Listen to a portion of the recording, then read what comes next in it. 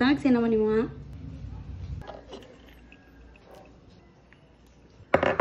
Kalimot mo, kabutang ko. Homemade ni homemade. Oh! Uy, uy! Yun sa nini mo? Karong ba? Yun sa nini mo? Oh! Halang-halang mo, Andre mo?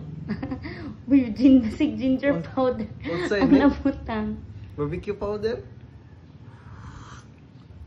Umiyo eh. Ano sa? Grabe. Oh, tinawag daw siya siyang ano, own product. Tinawag siya own product. Oh.